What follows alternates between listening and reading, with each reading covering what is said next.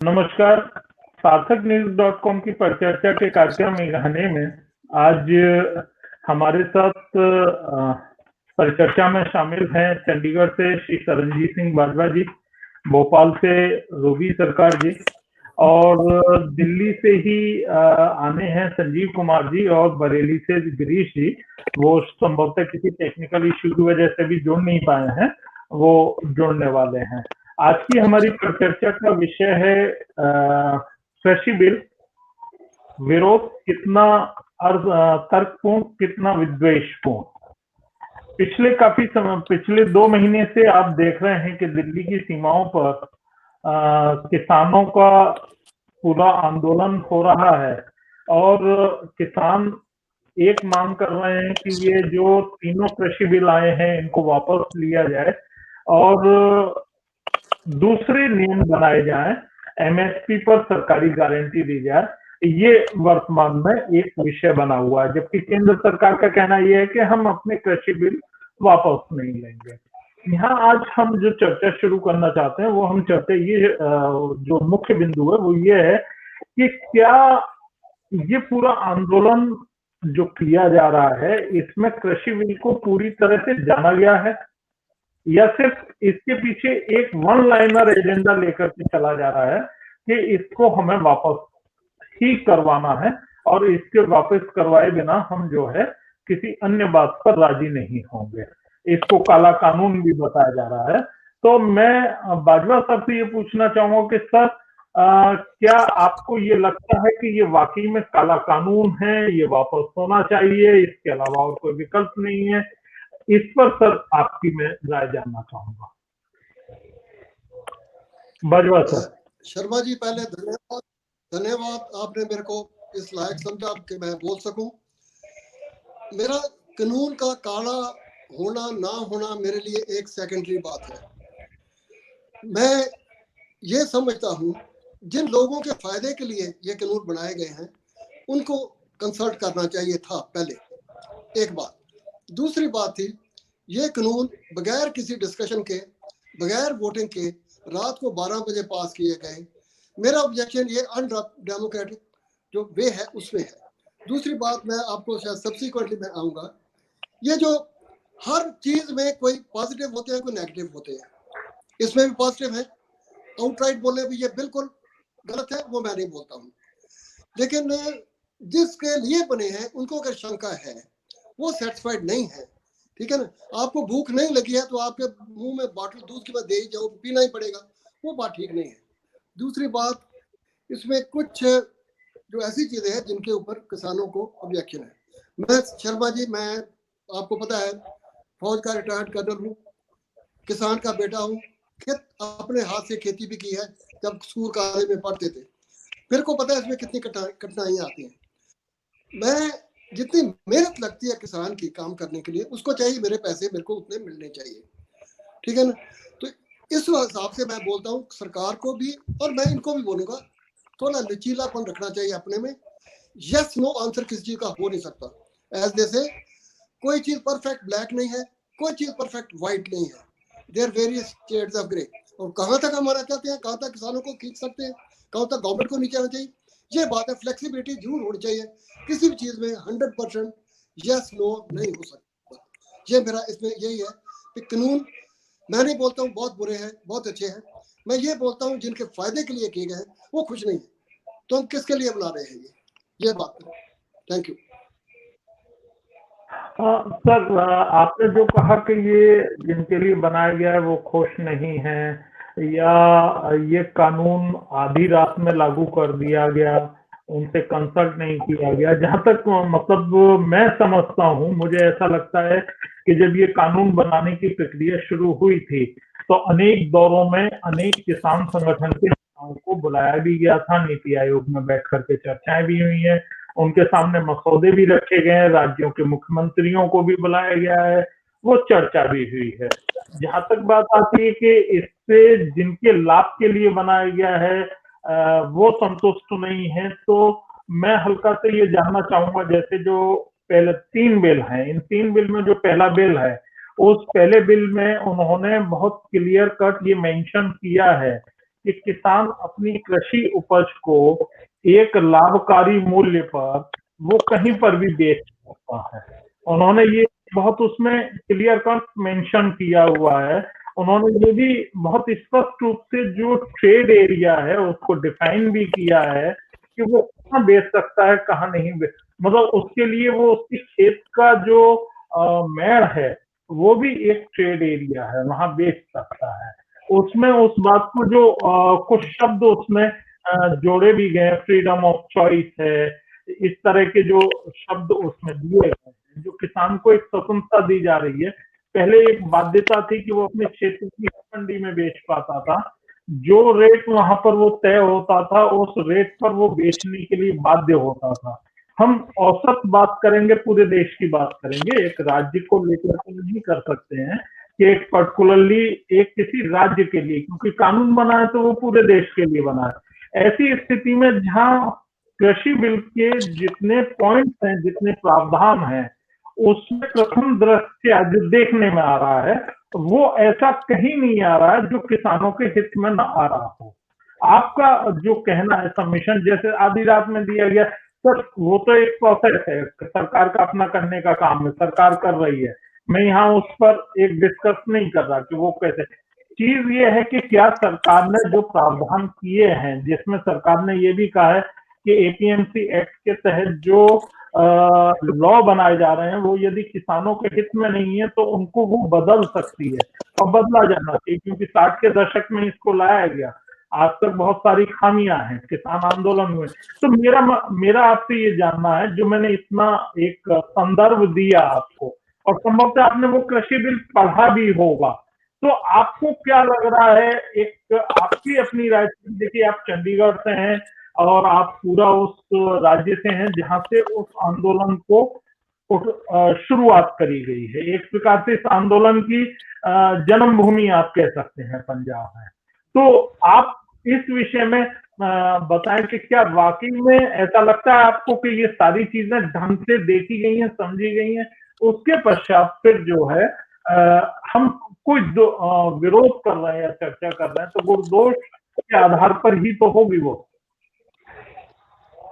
शर्मा जी, हम मेरा ख्याल आप कुर्ग में गए होंगे, कुर्ग कर्नाटक में है, कुर्ग डिस्ट्रिक्ट है, वहाँ सब कैश क्रॉप्स है, इलायची है, काली मिर्ची है, ऐसी चीजें होती हैं।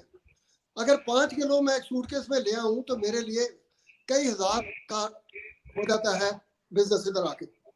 लेकिन यहाँ 1 टन 10 टन गेहूं को लेके जाना किसी और मंडी में मुश्किल है। जिस किसान की सारी जमीन 5 एकड़ है वो नहीं कर सकता ये बात, उसको नजदीक की मंडी मिले। दूसरी बात यह है, किसान अपने घर में फसल को रख नहीं सकता, उसके सारे खर्चे पड़े हैं। मैं किसान से मैं देखा है ये टाइम अपने टाइम पे। तो शर्मा जी, जो है ना, होर्डिंग का सबसे ज्यादा खतरा है। मैं नासिक में पोस्टिंग बहुत दिवलाली में रहा हूँ, आप लोग जानते होंगे जगह को। वहाँ प्याज जो है 1 रुपया 50 पैसे किलो भी मिलता है, लेकिन आपको इधर आके 20 रुपए 50 रुपए 100 रुपए भी मिलता है। किस वजह से? प्याज की कमी नहीं है, लेकिन होर्डिंग की कमी है। यही बात है, उनको डर है किसान को भी ये होर्डिंग करके यही हमको महंगा मिलेगा। नंबर 2, आपने पढ़ा होगा पर देखा नहीं होगा, मैंने देखा है 60s में हिंदुस्तान में बहुत बड़ा फूड शॉर्टेज हुई थी, जिसके बाद ग्रीन रेवोल्यूशन आया। मैंने खुद गेहूं उस वक्त 40 शेर होता था, तकरीबन 36-35 किलो 10 रुपए में बिकती थी या 12 रुपए में। आज का 1 क्विंटल 25 रुपए का लो, 30 रुपए का लो। लेकिन किसान को बेचनी पड़ती, हमको भी बेचनी पड़ती थी। उस वक्त जरूरत होती थी, घर में कोई काम है, कोई शादी है, किसी को देना है। लेकिन जब हमको लेना पड़ता था वही बीज के लिए या एंड में कम हो जाए, वही हमको वो 40 रुपए 4 गुना 5 गुना ज्यादा मिलती थी। इस बात से लोगों को डर रहता है, होर्डिंग करके मुनाफे वाला वो होर्डिंग करेगा, उसको मुनाफा कमाना, उसको मेरे से या आपसे कुछ नहीं लेना। ठीक है, यही बात आज टमाटर में, आलू में, प्याज में सामने आपके हो रही है। ठीक है, इन बातों से डरते हैं हम। ये हमारे साथ होगा भी मेरी कनक जो है, मेरे गेहूं जो है वो 2000 में या 1400 में 1500 में खरीद के मेरे को ही बाद में 1000 में दिया जाएगा उसका। इस बात से डर लगता है उन लोगों को। और ये मेरे को पता है कि आज भी गेहूं अगर 1800 रुपए या 1900 रुपए मिलता है, या यूपी में 1100 रुपए मिलता है, तो 35 रुपए 40 रुपए किलो आटा क्यों है? ये इन बातों में डर लगता है शर्मा जी। ये किसान को ये नहीं है कि वो ऐसे एजुटेशन चाहते हैं। क्यों चाहते हैं? कौन चाहता है उधर जाके बैठना? मैं उधर होके आया हूँ, मैं किसी बात में पार्ट नहीं लिया, लेकिन मैं होके देख के आया हूँ सबकी कंडीशन। लेकिन कौन चाहता है मैं रात सारी इस सर्दी में, जब सर्दी पड़ती है तो बैठूं?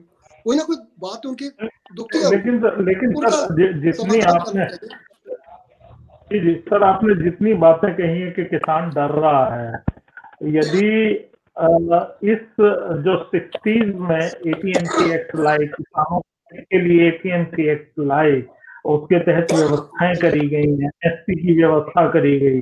आज अनेक समाचार पत्रों में और अनेक कृषि के जानकार और इस विषय के जानकार ये कहते हैं, और जबकि शायद आप इस बात से सहमत हैं जो आप अभी जो बात कह रहे थे, किसान को जब उसका वाजिब मूल्य नहीं मिल रहा, किसान क्यों नहीं सर इस बात के लिए, आप एक बात सोचिए, उदाहरण के लिए पंजाब में, पूरे पंजाब में जो मंडियां हैं, जो आड़तियां हैं, उनकी संख्या कुल 29,000 के आसपास है, 29 से 30,000 के बीच में है, इससे ज्यादा नहीं है।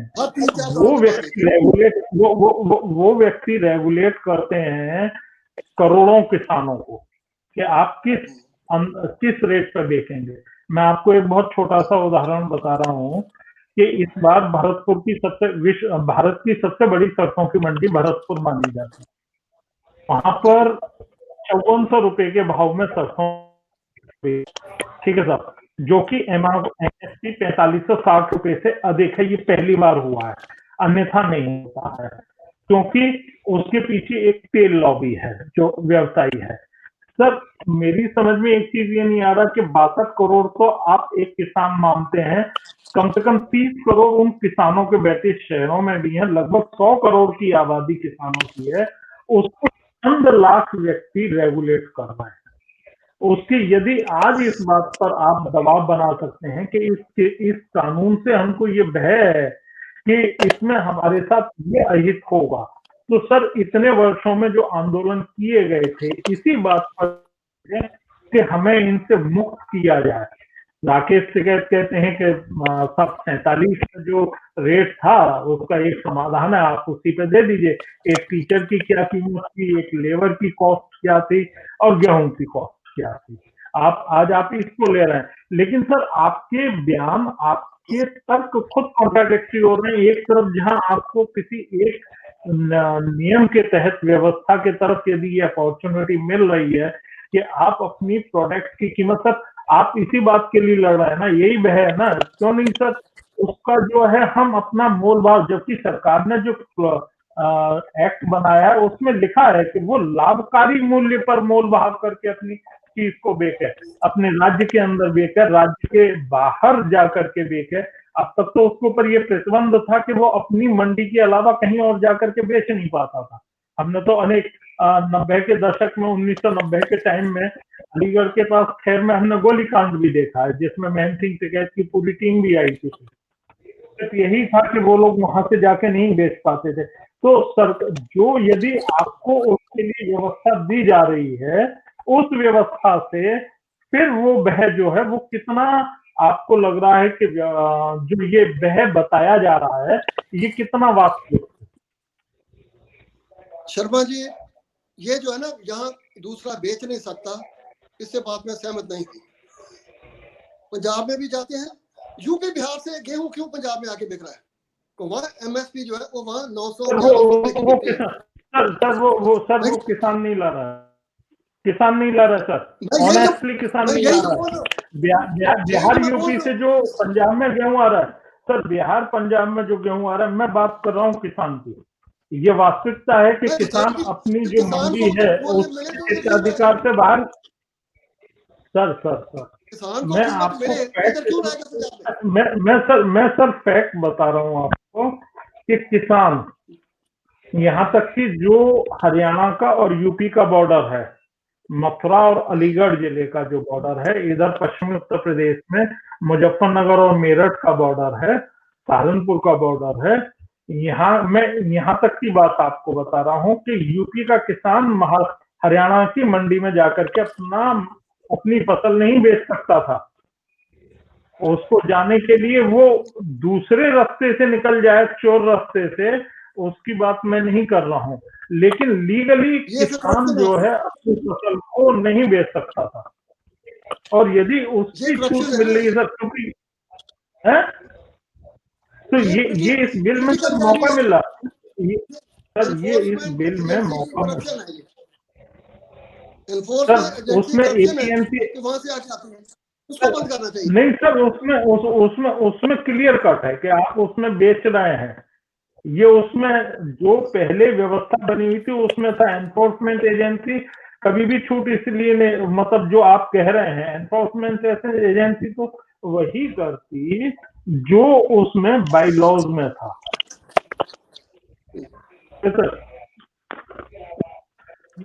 मैं आपसे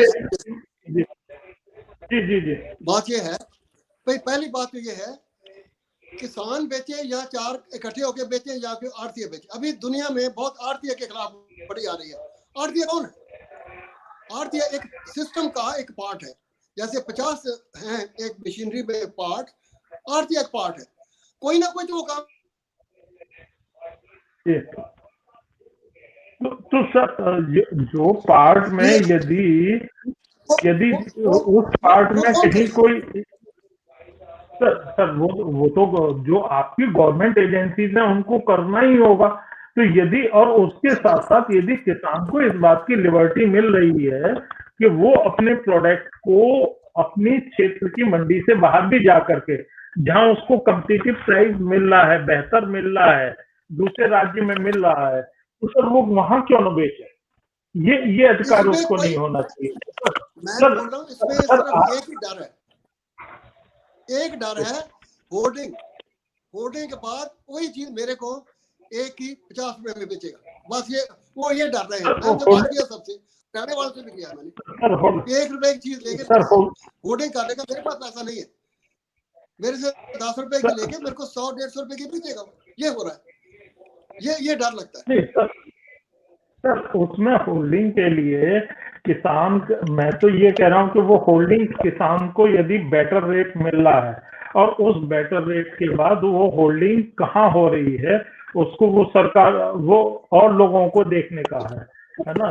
तो उसमें सर ये अगर वो ठीक हो जाए तो बहुत कुछ है। अगर उसमें एश्योरेंस हो जाए हम होल्डिंग नहीं करने देंगे, हम सेल प्राइस भी फिक्स करें, कितना मुनाफा आप कमा सकते हो, तो क्या तकलीफ है उनको। दूसरी बात, एक बात और आपसे मैं करनी चाहता हूं, जो इनपुट है, इनपुट लेबर, किसान की लेबर जो है शर्मा जी, मैं खुद क्योंकि 8वीं 10वीं जब पढ़ता था तो खुद करवाई है। लेबर सिर्फ 8 घंटे किसान की नहीं है, वो 8 घंटे के बाद घर नहीं जाता है, वो 24 घंटे का ड्यूटी पे। सारी लेडीज घर में रोटी पकाने के लिए कभी उधर देखे कभी उधर देखे, वो भी काम कर रहे। एक किसान जो है तकरीबन 3 ड्यूटी कर रहा है, 3 शिफ्ट कर रहा है वो आमतौर पे। रात को 12 बजे 1 बजे कभी ट्यूबवेल चला, कभी बंद करके, कभी वो करके, और मैंने खुद देखा कभी रात वही बात है। तो ये जो सर बात तो वही आ गई ना जो हम कह रहे हैं कि किसान को उसकी मेहनत का और उसकी चीज का यदि सही रेट अभी तक नहीं मिल पाया, और यदि एक व्यवस्था हो रही है तो उसमें सर दिक्कत कहाँ आ रही है, असली चीज ये है।